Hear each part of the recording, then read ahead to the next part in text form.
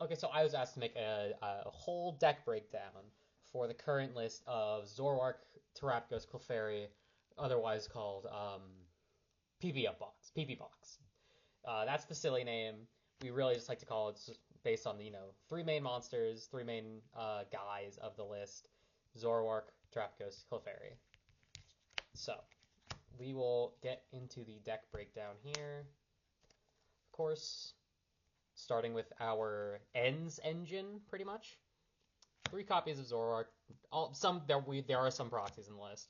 Three Zorark, three Zorua. Um, some have asked. Original lists had four Zorua. We felt you never really need the fourth. Getting through, you can very easily get through a game with only two Zoroark setups, sometimes even one. But three is just a super comfortable line. It gives us a lot of space in the list still. Even just that one Zorua, when it's such a tight list, it does come up that we're not playing the fourth. That so it does make it this better. It's the fourth one is never really needed, even in a world without Hisuian Heavy Ball. Then 2/2 Darmanitan. Original list played 1/1 and it was insane and it was not correct. Logan eventually did pill me on playing the 2/2. There was a short time where it was 2/1, but this is the best list. Darmanitan, such a strong attacker. Even though Zoroark is not always your main attacker, Flame Body Cannon is. Flame Body Cannon eternally proves that Radiant Greninja was a broken card, should have never been printed, and even just its attack on an attacker that can be copied is broken, even though a weaker version of the attack. But Darmanitan also comes up as an attacker very often because of the energy line that we'll see later. It's reversal. You're going to understand that pretty quickly here. Backdraft, also an important attack for some matchups, mainly Raging Bolt and Gholdengo. So just all around incredible card. You pretty much set this up every matchup. There are a few where Darmanitan isn't great, but even then, you're still pretty much setting up just because he's another guy on bench. And then the one Reshiram. We all wish it was the Alt-Art Reshiram I have, but this is all I've got right now. Being able to swing 170, not discarding under energy, is just strong for Zoroark, but also powerful Rage. A lot of decks like to take a two-shot. A lot of decks cannot really hit that 280. Yes, number one deck in the format. A lot of people are saying it's Terabox. We have a fine Terabox matchup. Pikachu can hit 300 and knock out our Zoroarks. That's fine. But powerful Rage into matchups like Archaludon, into a Gholdengo if they don't one-shot us, if they miss by 50, into blanking on my mind right now. Super strong card, Dragapult. That's what I was thinking of. Dragapult, Archaludon, just any matchup where hitting the 280 threshold is not realistic. Powerful Rage will come up, and it will. Some bad players will forget about it, or Reshiram will be on bench, and they'll feel, all right, well if they find it, they find it. Then you find it because your deck is super consistent. Going into the rest of the Pokemon, we have two copies of Terapagos, one copy of Clefairy, and our other attacker, one copy of Luxray. This is the damage of the deck. So a lot of the problem with this Zorark engine is your damage is capped at 170 unless you get swung into. But you don't like putting your engine in harm's way of damage. So I chose to fix this. Some people tried a poison package to fix this. I think this is way better. Two copies of Terapagos opens up area 0 for the list, which both allows for super wide benches that have Zoroarks and Darmanitans and our support Pokemon that we've got here. And it allows for big unified beatdowns because PP up plus E-Switch means powering up Terapagos and Clefairy is super easy. It's a cinch. These both just represent a lot of damage. 240 on a slightly higher HP stat. 280 is kind of a big breaking point, or not 280. 210 is kind of a breaking point for the format. You can kind of see the printing error on this one. So these are really good to swing into. They got 240. They can swing up to 240. 210 also for Pheasantipides.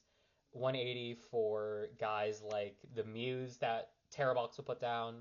Just super consistent attacker and always a good bench sitter. Clefairy, absolute bomb for the deck. Destroys decks that like to just put up one big guy, or something that like Terapagos can't kill, or especially a Zorark can't knock out with 170. Super easy to set up with PP up E-Switch. Only one copy because the second would just be it's too breaky and doesn't do enough. This also is our Dragapult matchup and our Raging Bolt matchup. Super important for both of those to be able to set them to weakness and be able to swing in. Finally, the Luxray, super interesting card, especially for this list. So we are on this pairs super well with the Darmanitan because we are playing copies of Reverse Energy to use Flame Body Cannon off of this.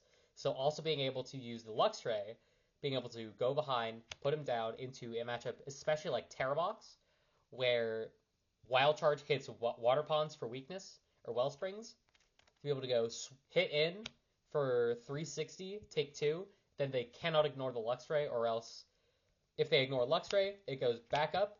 We put a Defiance Band on it that we'll see later, and then it can swing into 210 to knock out a whole host of things in Terrabox. It's a super consistent damage option. It's a super good burst option of damage, too. If we don't have PPFs or E-switches, and this is threatening something, it is super consistent to just go to Windmill Slam this card, attach a Reversal, attach a Defiance, swinging for a bunch of damage, and give ourselves a turn to set up. Then we have the 3 support Pokemon, Pheasantipity, Latias, very common. Petron, also common in these lists. We don't own a normal one yet. Got a full art one in the way. This art is too expensive. These make such a good support core. Technically, they all can attack too, but those are super corner case scenarios. Petron will come up as an attacker the most. Sometimes late game scenarios, he goes up to 240 or 300, so that's not bad. But what you're mainly going to try to do is, with a Zorark on board, if there's a Zorark inactive, has no energy on it that we have to get to the bench, it's very easy to go Petron, put Pheasantipity in the active. Latias is making this a free retreat, so this gives us, the Petron gives us infinite movement around the board. So it gives us a super big consistency buff. Originally we were on Turo and a regular copy of Switch, but the Petron is just way better because it's able to give us so much movement. We pretty much never get saw blocked unless we play way into it. Sorry if my voice is a little rough. I am a little under the weather. Pheasantipity comes down off of Precious Trolley a lot, just because you want to set up for, in case they take a knockout, we want to be able to draw 3 red off the crackback, especially if we don't have Evo TM access. Latias is a good card. Latias is just a very good card. Getting into the trainers, for supporters, we are a trolley deck. 4 copies of Arven to accompany that. We have 2 Evo TM, 1 Defiance Band. A lot of people have asked why no Mochi in the list. Mochi is good in a regular Zorark list because they don't have the Terapagos and they don't have the Clefairy that are able to push the damage cap of the deck. With the damage cap being as high as it is, we'd rather have Defiance Band that acts as a more flat rate damage up rather than only for Zorark, it's going to do 10 more damage. So this is a lot better, a lot more consistent, plays super well with Luxray and the reversal energies. There's some lines with where you put it on a Darmanitan or a Zorark even to take huge swing turns, huge 3-prize swing turns. Super important card in the list. Average turn 1 play, Arven for Trolley TM Evo. Then just a few other supporters. 3 Iono. If we could play the 4th, we'd play the 4th. Iono is super good in this deck. A lot of the original theory of this deck was it is like Terrabox that gets to jam an Iono in your face almost every turn, or in super critical turns. It's way more comfortable playing an Iono. It's way more comfortable drawing out of an Iono, and it's able to much better play around Iono and play with Iono. This is the best card in the deck. Only 3 copies because we can't really play more. We got to be drawing the Arvins turn 1, but incredible card. And then, of course, just 1 copy of Boss. It's Boss's Orders. Items. Best card in the deck, Precious Trolley, is the ace spec of choice. Originally, we were debating on Stamp, and we were debating on Hyper Aroma. Trolley gives us so much deck space. It sets us up so easily. Yes, it does make us very pigeonholed into draw very well turn 1 to have Arvin plus Energy plus TM Evo, but Arvin plus Energy is not a super uncommon turn 1 board. We don't even need to go for Nestball Petron, or not Nestball Terapagos, because getting 8 wide doesn't really change as much as just going 5 wide with the Precious Trolley. So yeah, we're very, very comfortable with this. Definitely sets up the deck for success. Is incredible card. One of the best cards released in the modern era, I think. 3 Nestball, originally played 2 for a little bit, but decided that the 3rd was more important than I think it was a Monkey Dory or a Budu. I'll talk about those at the end, but 3 Nestball, just good if you don't draw your Trolley. You have more outs. Later in the game, you have this as an out to Petron or Fez or whatever you need if off of like a Super Rod. And then 4 Ultra Ball, we want to be able to find our Zorarks if we don't draw them. We want to be able to find all of our guys. Next up, we have the actual engine of the deck. One of the reasons why the deck is also called Ends PP Up Box. Of course, PP Up, one of the best cards released in Journey Together. So strong. Just says, slam it down, attach a basic energy from discard pile to one of your Ends Pokemon on bench. Importantly, a lot of people just think this says attach a Dark because they're only ever attaching Darks. This attaches Psychics too. So you can go Psychic, attach Psychic, E-switch off onto a Clefairy, and use it if your board is set up in that sort of way. And of course, we've got the 1 Earthen Vessel searching out our energies. Ooh, there's a blind spot there. Sorry about that. Super, super consistent. Really, really powerful. Being able to set up this toolbox of attackers with even just 4 PP up, 2 E-switch is really, really strong. Finally, we've got our 2 recovery cards. A Night Treacher and a Super Rod. Felt super consistent. Never really needed more than this or less.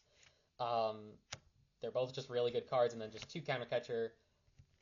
Because we like to do a lot of playing from behind because of reversal energies. Then we've just got the 3 stadiums. Some lists, we will have only 2 copies of Area Zero, but we found you'll want to be able to find them. And the one matchup where you don't need it is Terapagos, because they'll play their own out most of the time. And we beat Terapagos so badly, like, that matchup is not fair because we beat it so consistently. Finally, we have the energy counts.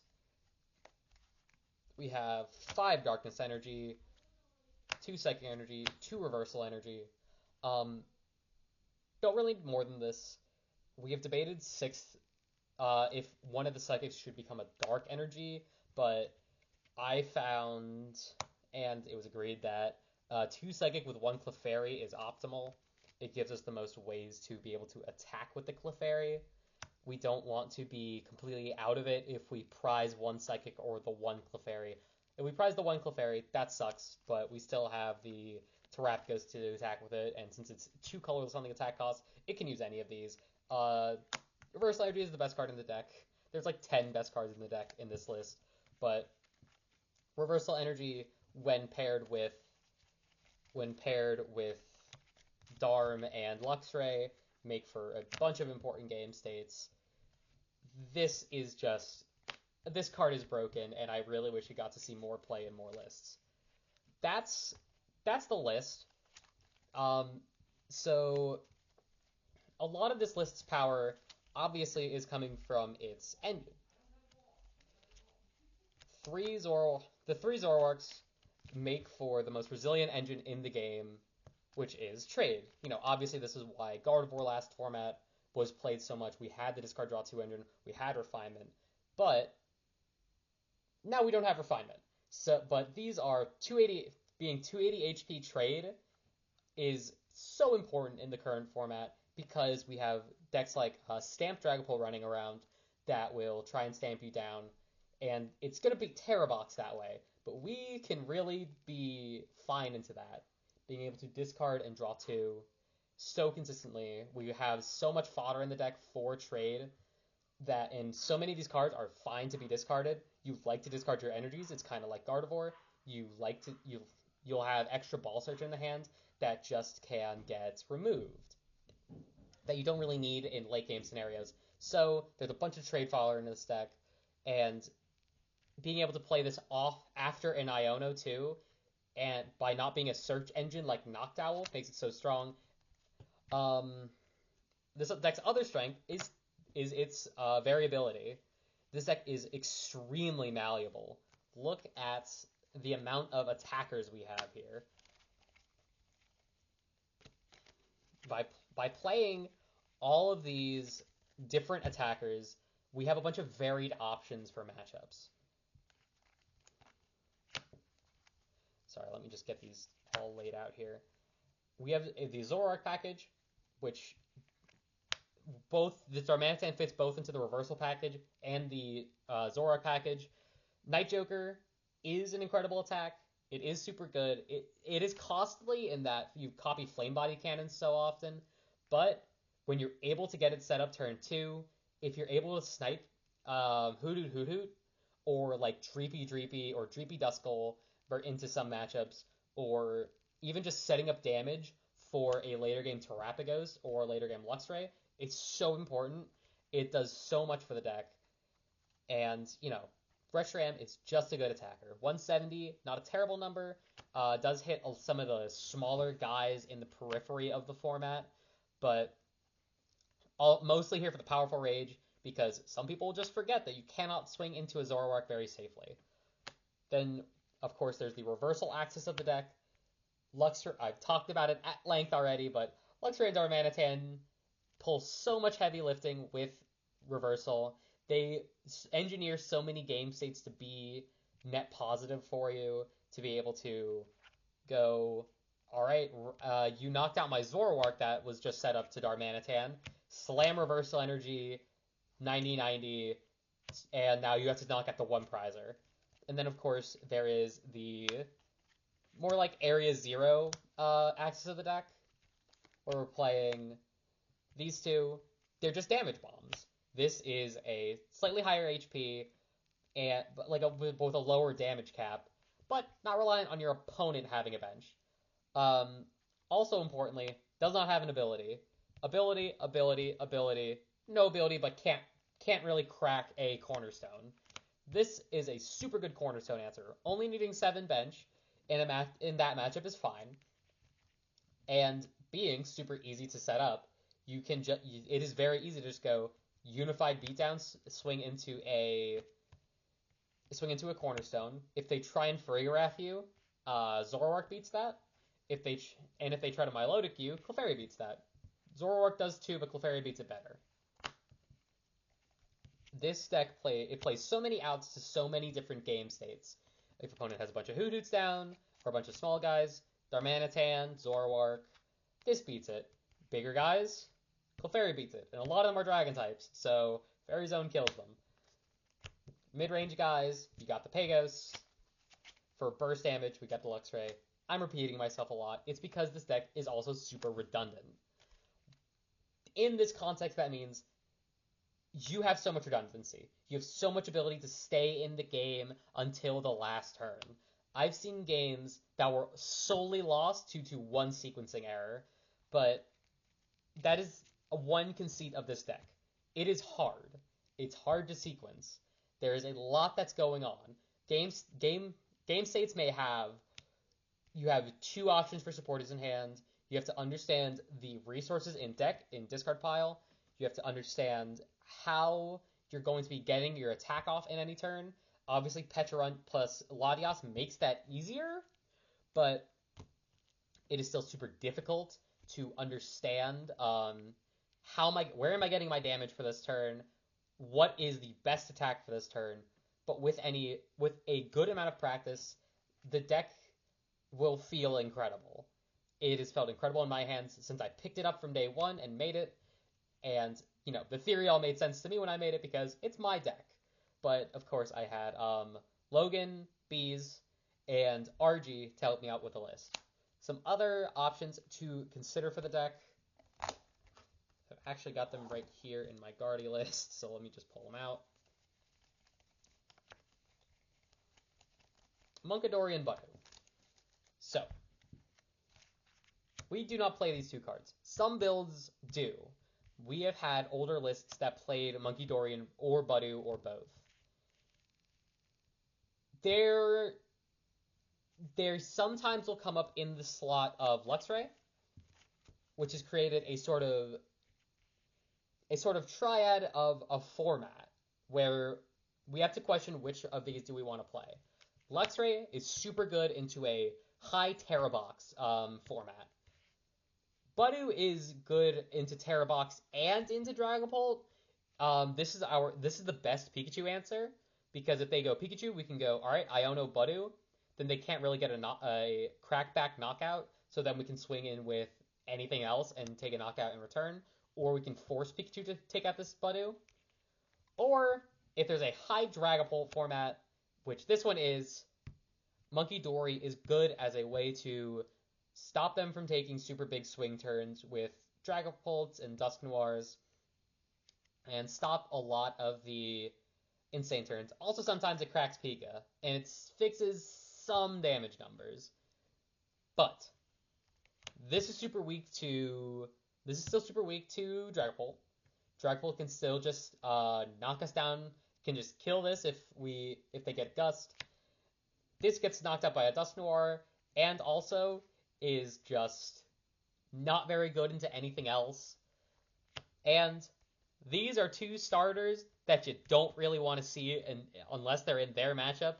Luxray is never a starter. You can never get a bricked opening with Luxray. So that's why we have decided on Luxray for the time being. This deck has a really good matchup spread, in my opinion. From the testing we have done into players who, are not expecting this as much. They're much more expecting the normal, 2-2, even to up to 3-3 Darmanitan, 4-4 Zorark, PP ups, the regular list. Into people not expecting this, we take a lot of good matchups. Terapagos is defined by Luxray swing turns, and Zorark and Darmanitan, Flame Body Cannoning, knocking out all the little guys that they want to put down to keep their engine going, and then jamming an Iono. Dragapult is a fine matchup, even without the Munkidori, because Clefairy can take a big swing turn and get a knockout. They can't really well kill a Zorark. They have to put 13 on it just to kill it, and they don't want to put less damage on that isn't a knockout because Reshiram is super threatening. Matchup like Walls, I talked about before. Every single card here is an out to a different wall. Like, Terapagos gets destroyed by Walls unless they're playing Cornerstone. If they play Cornerstone, then Walls loses, and then they try to jam a Cornerstone versus us, but we can always just punch with Pagos. So there is so much good going on. Those are the main three decks that come to mind. Some other lists. Arcal does seem like a scary matchup, but Arcal kind of struggles to knock out a Zorark unless they're on the Poison package. Poison package Arcal is probably a bad matchup, but much more commonly right now, I believe, is the Trolley double build, and that list cannot knock out a Zorark, so they will go 220 in, and then we have a very easy Reshiram response. We can just threaten damage with the Burst Luxray. If they leave their energies in discard pile to set up for later, we have Backdraft. Even Fairy doesn't really come up, but sometimes we can climb with some numbers. Clefairy plus 8 on bench for us, 5 on bench for them, plus Defiance Band is 310 to knock out. Also, they cannot knock out Pagos unless they use the Starmie. So Starmie is good against us in that Arcal matchup, but we do have a lot of outs for it. We have a good amount of single prize attackers that they have to deal with immediately. And a lot of times, you can just out-engine them. There are other times where you can even go Darmanitan, Reversal Energy, bring up a Darmanitan Reversal Energy, bring up a Duraludon, go 90 doubled to 180 to knock out, and then knock out one of the Wooloo, or even knock out the what is it called? Their copy of Staryu. They can't really go for a Hops Zacian in the matchup. Yeah, because still doesn't really kill this. Only on 240 damage, I believe, and then this is a super good answer to it. This is also a pretty good answer to it. Also, if that matchup gets deep enough, this is a good answer into it. So really, into the format, it takes so many good matchups if you put the time in. This is a deck that is a time investment. The more you put in, the more you will see back. I don't know why I'm showing him off. Deck's incredible. The deck can top an event. I think it could win an event if in the right format, which this is. This is an incredible toolbox deck. It plays so well into the format with a good amount of practice and with a good amount of skill. This deck can win. This deck can take so many wins. The biggest problem with it is the skill gap. This is an extremely skill expressive deck. Most trade engine decks are. That means that the deck is really hard. I've been told very much by friends and people who have tried the deck, they said, hey, I really like this idea, this concept is great. It feels impossible to play. And I always tell them, I know, this deck is not easy. It is not something that can super quickly be picked up unless you're used to playing trade engines already. If you are adept at playing trade engines, this is a good deck for you, because it does a lot. It does pretty much... It feels kind of like last format's Gardevoir, except with even more options. It does a lot. It is really... It's really adept at confusing an opponent and getting them into a bunch of negative board states that are going to be able to be one interactions for you. You know, off of one interaction, you're going to be able to go into a Night Joker for 170, or how it is you take a knockout during any given turn changes how they have to respond, and there's no really clear way to respond because they don't ever really know what your crackback is going to look like unless you start setting it up early, which is sometimes correct to just play around Iono. Also, of course, once again, one of the reasons why this deck is so good and why it does so well in the current format, it jams 3 copies of Iono into your opponent's face. Some decks just cannot deal with this super well. Terapagos is who I am talking about. Terapagos and even some Arcal sometimes with Arcal, if you can take out their Pheasantipity. This card works so well into the current format. Some decks just cannot beat an Iono. Goldengo can. That's why we have to backdraft them a lot. And Flame Body Cannon. That one's a sketch matchup, but fake deck.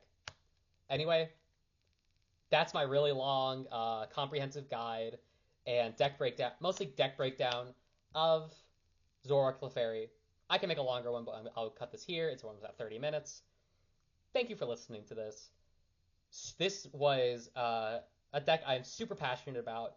I've been extremely annoying about it to my friends and on Twitter and Discord because from conception, this is my deck. I've had help by my wonderful friends, RG and Logan. I will probably be releasing this. Okay, I don't know why this part's in, but we'll probably be releasing this for free on YouTube, so that because I don't want to paywall this deck. I think this deck is incredible. I would really like if people could get into it, start playing it, because I want to see it succeed, because I love it. Art should not be withheld from the people by a paywall.